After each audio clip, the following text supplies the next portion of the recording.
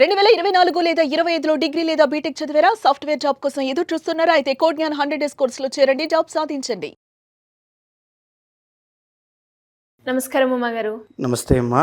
కన్యా రాశి వారికి అక్టోబర్ మాసంలో విద్యాపరంగా, విదేశీపరంగా, ఆరోగ్యపరంగా, సంతానపరంగా, వివాహపరంగా ఎలా ఉండబోతుంది? ఎన్ని గ్రహాలు వీరికి అనుకూలిస్తున్నాయి? ఏ ఏ సందర్భాల్లో జాగ్రత్త పడాల్సిన అవసరం ఉంది? ఎస్పెషల్లీ ఈ అక్టోబర్ మాసంలో మనకి గ్రహాల మార్పిడి అన్నది చాలా ఎక్కువగా జరిగాయి అని చెప్పడం జరిగింది. మరి దాని ప్రభావం ఈ రాశి వారికి ఎలా ఉంటుందండి? తప్పకుండా అమ్మ. కన్యా రాశి వాళ్ళకి మనం చూస్తే అండి, అసలు ముఖ్యంగా అక్టోబర్ మాసంలో గ్రహాల యొక్క సంచారము, ట్రాన్సిట్స్ అనేటువంటివి చాలా ఎక్కువగా జరుగుతున్నాయి. దీనివల్ల ఏంటి అంటే ప్రతి రాశిలోనూ కూడా విభిన్నమైనటువంటి మార్పులు కనబడుతున్నాయి. అందులో భాగంగానే కన్యా రాశికి సంబంధించి ఏ ఏ స్థానాల్లో ఏ ఏ గ్రహాలు మారుతున్నాయో మనం చూస్తే కనుక, ముందుగా లగ్నంలోకి శుక్రగ్రహ సంచారం అక్టోబర్ 9న రాబోతోందండి.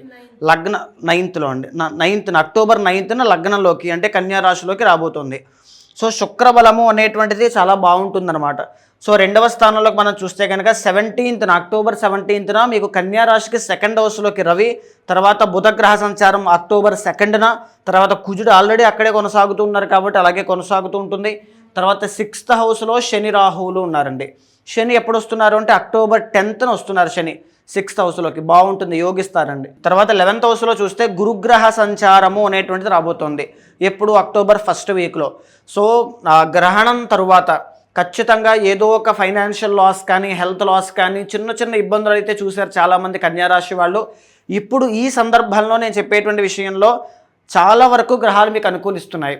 సో ఇది ఒక గోల్డెన్ ఆపర్చునిటీ అనొచ్చు, వ్యాపారస్తులకి కానీ, ఉద్యోగస్తులకి కానీ, ఎవరికైనా సరే. సో ఒక్కొక్కటిగా మనం డీటెయిల్డ్గా మాట్లాడుకుందామండి. ముందుగా లగ్నంలో శుక్రగ్రహ సంచారాన్ని చూస్తే కనుక ఆయన చాలా బాగా యోగిస్తూ ఉన్నారు, కానీ నీచ స్థితిలో ఉన్నారనమాట. దీనివల్ల ఏం జరుగుతాయి? హెల్త్ ఇష్యూస్ వస్తాయి. కన్యా రాశి వాళ్ళు విమెన్ ఆర్ మెన్ ఎవరున్నా సరే, విమెన్ అయితే PCOD, PCOS, thyroid, gynaec issues విషయంలో జాగ్రత్తగా ఉండండి. ఇంకొక విమెన్ విషయంలో జాగ్రత్తగా ఉండాలి. అది అత్తగారు కావచ్చు, సిస్టర్ కావచ్చు, మదర్ కావచ్చు. శత్రుత్వము అనేటువంటిది ఏర్పడకుండా జాగ్రత్తగా ఉండండి. అయితే లగ్నంలో శుక్రబలం దేనికి పనికి వస్తుంది అంటే ముఖ్యంగా సినీ, నాటక, కళారంగాలు, నృత్య, గీత, వాద్యాది రంగాలు. ఒకవేళ మీరు వర్క్ చేసేటువంటి ఫీల్డ్స్ సినిమా రంగానికి, కళారంగానికి, నాటక రంగానికి, AI, virtual reality, creative, designs, వీటికి సంబంధించిన ఫీల్డ్స్లో మీరు వర్క్ చేస్తే 100% మీకు శుక్రుడు యోగిస్తున్నారు. చాలా మంచి అవకాశాలు, ఆదరణ అన్నీ బాగుంటాయి, ఈ ప్రాబ్లం ఏమీ లేదు. అయితే సెకండ్ హౌస్లో చూడండి, రవి బలం అనేటువంటిది లేదు. 17th ముందు లేదు, 17th తర్వాత కూడా లేదు. రవి బలం ఎప్పుడైతే వీక్ అయిందో పనుల్లో ఆటంకాలు ఎక్కువ వస్తాయండి. సమయానికి భోజనం చేయాలి. ఫస్ట్ ఆఫ్ ఆల్ విద్య అంటే విద్యార్థులు ఎవరైనా ఎడ్యుకేషన్ కోసం చూస్తూ ఉంటే ఎక్కువగా కాన్సన్ట్రేట్ చేయండి. డేవియేషన్స్ అనేటువంటివి కనబడుతూ ఉన్నాయి. సెకండ్ హౌస్లో రవి నీచ స్థితిలో ఉన్నారు కాబట్టి ముఖ్యంగా మనీ లాస్, ఖచ్చితంగా మనీ లాస్. అది హెల్త్ కోసం హాస్పిటల్స్కి ధారపోసేటువంటి యోగంగా చెప్పుకోవచ్చు. లేదు అనుకుంటే రాజకీయ రంగంలో ఉన్న వాళ్ళకైతే, రాజకీయవేత్తలకైతే పదవీ యోగం పోయేటువంటి అవకాశాలు ఉంటాయండి. అంటే ఉన్న పదవి నుంచి బయటికి రావడం ఇలాంటివి ఉంటాయి, లేకపోతే అవమానపడడం ఇలాంటివి ఉంటాయన్నమాట. చాలా జాగ్రత్తగా ఉండాలి. రవి బాగాలేదు కాబట్టి ఈ డైజెషన్ ప్రాబ్లమ్స్ అనేటువంటివి కూడా చూపిస్తుంది. వేరే కేర్ఫుల్గా ఉండండి. రెండవ స్థానంలో కుజగ్రహ సంచారము అనేటువంటిది బాగాలేదండి. రెండవ స్థానంలో కుజుడు ఎప్పుడైతే బాగాలేదో మేజర్లీ న్యాయపరమైన చిక్కులు కానీ, కోర్టు సమస్యలు కానీ, రుణ బాధలు, అప్పుల బాధతో బాధపడేటువంటి వాళ్ళకి ఎలాంటి మార్పులు లేదు. మరింత కాలం మీరు ఇంకా కొంచెం బాధపడాల్సిన పరిస్థితులు కనబడుతూ ఉన్నాయి. ఇదే కాకుండా ఆర్థిక పరిస్థితి అప్పులు చేసేటువంటి విధంగా మారే అవకాశాలు ఉన్నాయి. ఎందుకు? సెకండ్ హౌస్ ధనస్థానంలో రవి కుజులు కలిసి ఉన్నారు కాబట్టి వాళ్ళ పొజిషన్ బాగాలేదు కాబట్టి. సో ఇదే కాకుండా రియల్ ఎస్టేట్ వ్యాపారం ఎవరైనా చేస్తూ ఉంటే కాస్త జాగ్రత్తగా దాన్నే నమ్ముకుని వస్తుంది అనేటువంటిది చూడొద్దు. 100% వస్తుంది, కానీ ఇంకా లాంగ్ టైం ఉంది.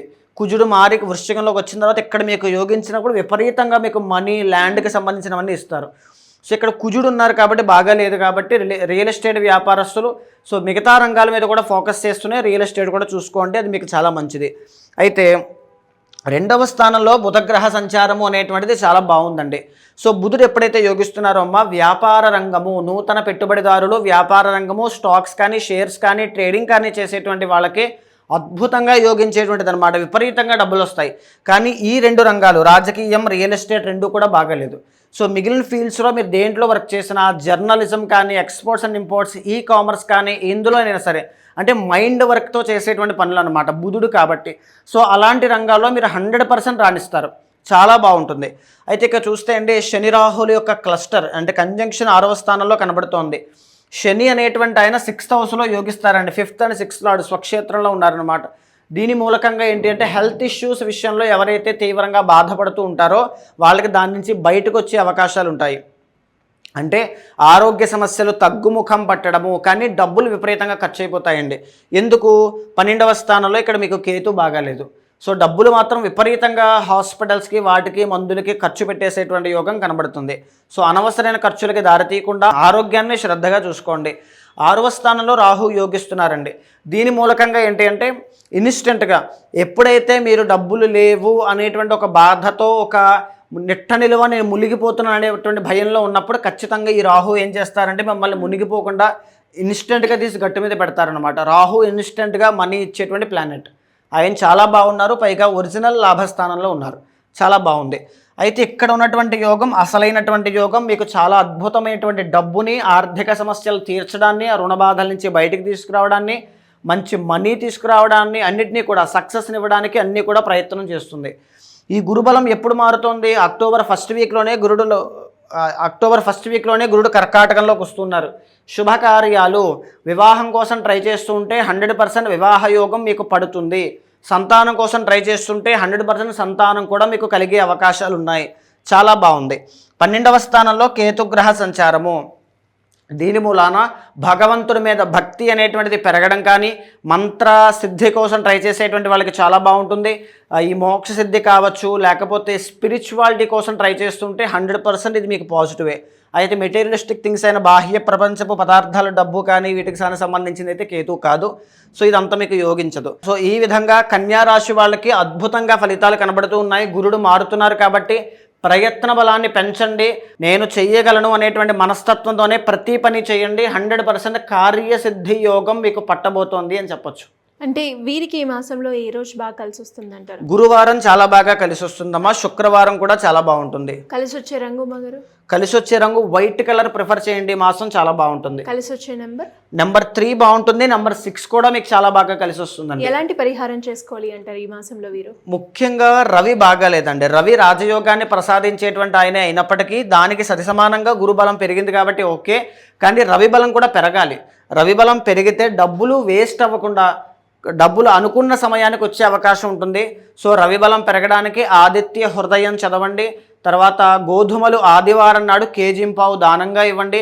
ఆరోగ్య సమస్యలు రాకుండా ఉంటాయి. ఇంకా ఎవరైనా కూడా మీ అపాయింట్మెంట్ గురించి, వాళ్ళు ఏదైతే సమస్య ఎదుర్కొంటున్నారో ఏ రాశి వారైనా కూడా మిమ్మల్ని అపాయింట్మెంట్ తీసుకోవాలి, మీ దగ్గరికి రావాలి అంటే ఏ విధంగా ఉంటుందంటారు? తప్పకుండా అమ్మ. అలాంటి వాళ్ళు ఎవరైనా ఉంటే మీకు స్క్రీన్ మీద కనిపించే నెంబర్కి కాల్ చేస్తే మా వాళ్ళు మీకు పూర్తి వివరాలు అందిస్తారు. ఓన్లీ గోచారం మాత్రమే కాదండి, పర్సనల్ చార్ట్ అనేటువంటిది ఎప్పుడు కూడా మీ కర్మకి ఒక క్లియర్ డిస్క్రిప్షన్ లాంటిది. మీకు ఏదైనా ఒక బ్లాకేజ్ ఉంది, ఒక కష్టం ఉంది అంటే దానికి కారణం ఏదో ఒక కర్మ ఆపుతూ ఉంది అని అర్థము. దానికి సంబంధించింది ఏదైనా సరే, అది గోచారం అయినా పర్సనల్ చార్ట్ అయినా రెండింటినీ సమన్వయం చేస్తూ ఏమున్నా సరే ఒక పర్సనల్ ఆస్ట్రాలజర్లా కావచ్చు, ఒక ఫ్యామిలీ మెంబర్ లాగా, ఒక బ్రదర్ లాగా మీ వెనకాల ఉంటాను. అలా ఎవరైనా కావాలనుకుంటే మీకు కిందకి నుంచి నెంబర్కి కాల్ చేస్తే పూర్తి వివరాలు చెప్తారు. మీ జాతకం చూసిన తర్వాత ఏదైనా దోషాలుంటే శాంతి పరిహారములు ఆచరింపచేసి భగవత్ అనుగ్రహం కలిగేలా చేస్తాను. థ్యాంక్ యూ మగారు. Thank you so much. నమస్తే అమ్మా.